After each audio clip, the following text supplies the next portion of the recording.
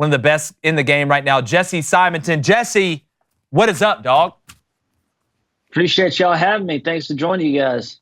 Of course. Real quick, how bad do you think this situation is for Florida, just PR standpoint, just off the huff when you're looking at it? I got a column coming out tomorrow at On 3. This is just the latest nightmare and what's been a PR nightmare of an off season for Billy Napier.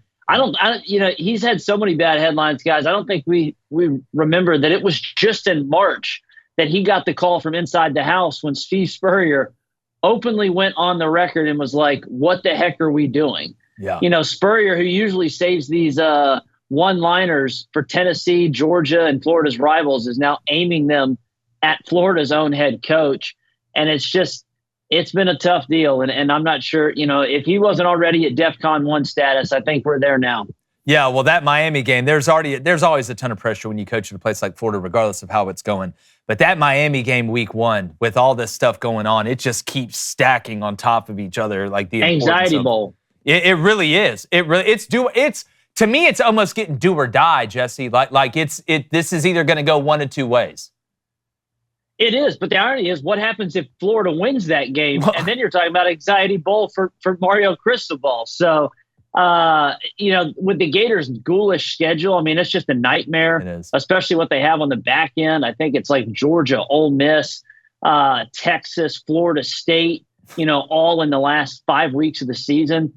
This is a program that's going to have to really struggle just to even make a bowl game, and that's something that hasn't happened. If it hasn't happened in back-to-back years, I think since like the Eisenhower administration.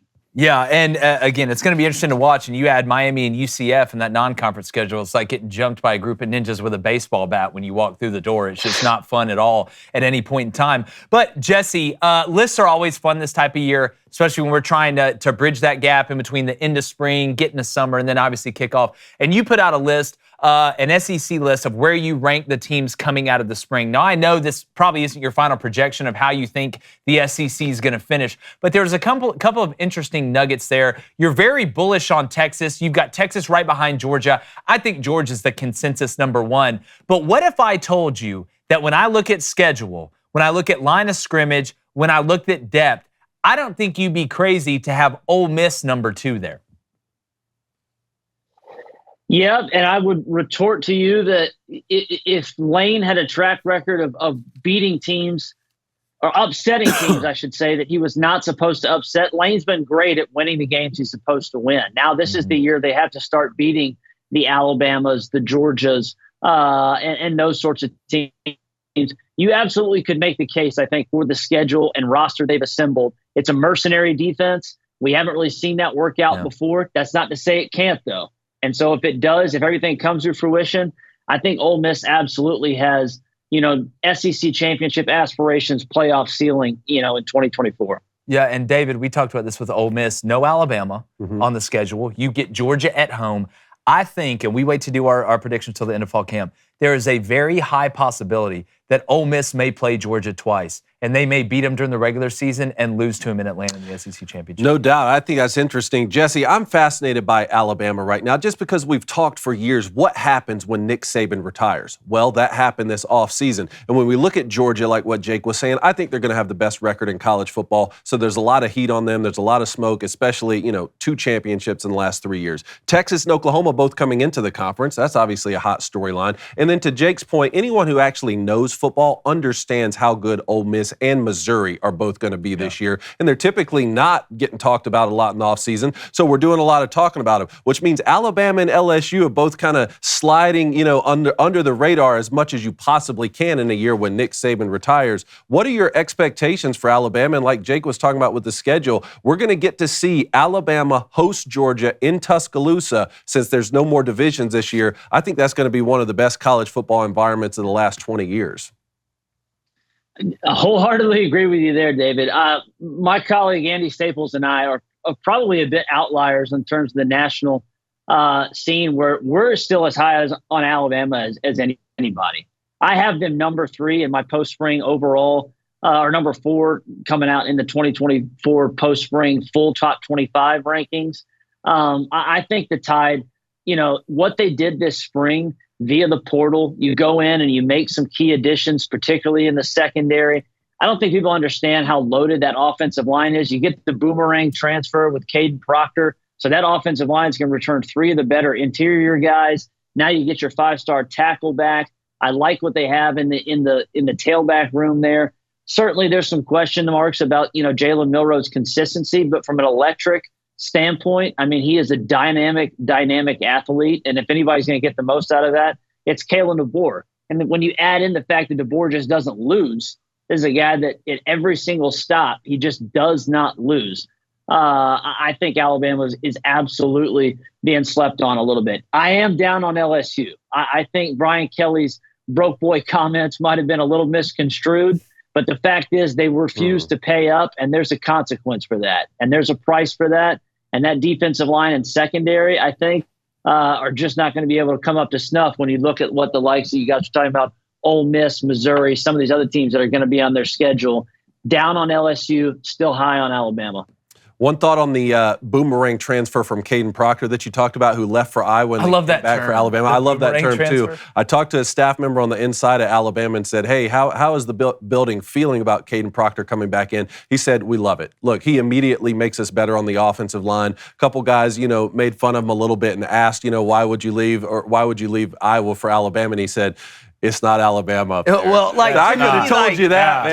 Yeah. Doesn't this feel like the guy who's wives leaves him because he's overweight and he's not making a lot of money, and she goes and leaves him for some younger guy with better prospects, but he starts running and doing sit-ups, he starts working harder, he's looking better, he's making more money, and then she just comes calling back and begging, saying, "I'm sorry, honey, I didn't mean to leave you." Is that this type of situation? I think it is. You think so? Yeah. Yeah, I'm sure Alabama's not upset about it. I think it was a little bit of that. Yeah. I mean, Caden Proctor literally was on spring break with all his teammates, and his teammates were like, "Bro, what are you doing? Yeah. Why did you go to Iowa?" And it was like a week later, he was basically not going to suit up for the Hawkeyes anymore, and it entered the portal. So it's all fun. Yeah. It's all fun when you're hanging out at the tiki bar, but when you go live with the person and find out who they really are, sometimes it gives you a little bit of different. Look, they'll make fun of them a little bit in fall camp and all that kind of stuff. All they care, how you pass setting. Yeah. Is Jalen Milroe's jersey staying clean? And the way I understand it, they're really happy to have him back. I bet they are. Nothing like offensive lineman. Jesse, there's 3 teams I want to talk about. You kind of notched on one earlier, so I'm going to get another one. Tennessee, Oklahoma, and Texas A&M. I know 2 of them you're bringing back new quarterbacks to Tennessee, and Oklahoma with technically new. A&M, you're bringing back a guy who got hurt, but he is a starter. Out of these 3 teams, which one do you think can make a jump this year to maybe get in that top 3 spot where Georgia, Texas, and Alabama are? That's tough. I don't think any of them, frankly, can get in that top 3 spot. But I do think Tennessee, of those 3 teams you just mentioned, has the highest ceiling. And it's not actually, it has little to do with Nico Mania and everybody getting really excited about Ami Ava. I know that, he is a 5-star prospect, and there certainly is a ton of buzz in Knoxville around their quarterback. I think it's going to be what they can do defensively. I think if Tim Banks can take that unit to another step on a weekly basis, guys, they're probably going to have the best individual defensive player on the field maybe 10 out of 12 games. James Pierce is that good coming off the edge. They bring back a lot of other defensive linemen. They've kind of quietly, they didn't add a single player in the spring, but they've quietly done some good work in the portal, I think, addressing some of their secondary concerns. So I like Tennessee's ceiling and upside of those 3 teams. I will say A&M intrigues me. I'm high on Mike Elko. I think the fact that it has been so quiet out of College Station actually speaks volumes. After all the noise of Jimbo in the last couple of years, the fact that we've heard almost nothing the last 3 months out of Texas A&M, I think that's important. And so you get, some real cooler heads to prevail there. They bring in a guy like Nick Scorton, who's going to fly off the edge, transfer from Purdue. Questions about Connor Wegman's availability. Obviously, he's struggled to stay healthy, but he's flashed a little bit. So Oklahoma just got dealt a nightmarish schedule. I think they're probably going to be a decent team that maybe their record doesn't quite match up by the end of the season, but by the quality of their play or the quality of that roster. Yeah, Jackson Arnold, first year being the true starter at Oklahoma, coming into the SEC. Speaking about getting jumped and hit by baseball bats, that's never fun, especially with that schedule. Let's go to the Booster Club for another one real quick. All right, let's go to Max. Jesse wants to know what's your thoughts on South Carolina this year, and can they exceed your expectations? My expectations are not too high for the Gamecocks this year. And I say that as someone, I like Shane. Shane Beamer's a good dude. He has infused that program, I think, with a lot of personality and enthusiasm. But he exceeded expectations in year 1 and year 2. And unfortunately, what that meant is that last year, folks maybe had kind of a unbridled or unrealistic idea of what South Carolina, not only their program was and where they kind of sat in the SEC, but maybe where they were going to be in 2023. They had offensive line issues, the team craters. I just think that, I know that a lot of folks like Lenora Sellers, this spring, and he generated buzz as kind of this, dynamic dual threat quarterback. I'm just skeptical based on both their schedule and what they kind of have returning that they're going to be anything other than finish somewhere. I would say, if they finish north of, 10th or 11th in the SEC, that would probably be a win. Well, Jesse, I'm more, the crazy part is, and typically, with green quarterbacks, you're worried about the new starter. Now, Lenore's does have a little bit of experience. Came in, I think, Kentucky, Vanderbilt, God, if I can say that right, and Furman got a little experience. But it's worrisome, and I'm with you. I like Shane. I'm rooting for Shane. We played at South Carolina. It's an unbelievable environment. I love Columbia. But at the end of the day, I'm more worried about them up front than I am their brand new quarterback. I'm still worried about that offensive line and the defensive line. Not being able to stop the run and not being able to run the ball, that's a bad way to go through life. But real quick before we let you go, Auburn, you look at the schedule. I think Auburn's floor is probably 7-5 with what they have and that schedule. Do you see a world in where Auburn could possibly get to 9? Probably going to have to start 5-0, which would include beating Oklahoma and Jackson Arnold in his first road SEC game. Then you look maybe winning at Kentucky. Do you think that may be in the cards for Hugh Freeze now that, it's not the walking wounded or the walking non-talented at the skill position on the outside?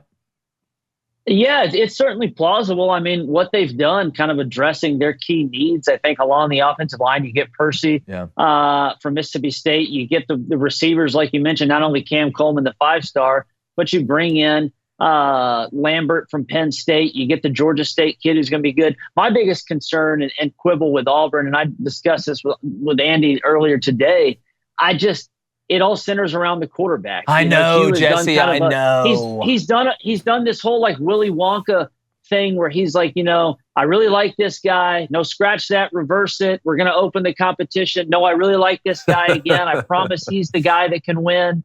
So which is it? We've seen Peyton Thorne be really good one season, and it was when he had basically the best running back in America toting the rock almost 25 times a game in Kenneth Walker. Auburn, that's not going to be Auburn's offense. So it's going to be up to him to kind of use all this added skill talent around him to kind of lift the tide a little bit. So that's my skepticism with the Tigers. Hugh has shown that he can dial up plays with the best of them. The fact that he's calling plays again, I think, is a good sign for Auburn. The defensive staff changes there were interesting. I'm not as high on DJ Durkin as others, but he's at least a serviceable solid coordinator. And they've improved the roster. So we've checked in a lot of boxes there. It's just going to come down to kind of what are you going to get out of Peyton Thorne? Without a doubt. And On3 keeps improving their roster, Jesse. We're glad you could join us, man. We're going to have you on a lot as we get closer to college football season. I know you got a big column coming out tomorrow. You said, tell everybody where they can find you. Yeah, come find me at On3. I'm on the front page, featured most every day of the week, it seems. So you can come find me there. You can follow me at Jesse R.E. Simonton at Twitter or X or whatever we're calling it now. So appreciate you guys having me on. Happy to drop on anytime. Hey, definitely, man. We appreciate you, brother. Talk to you soon.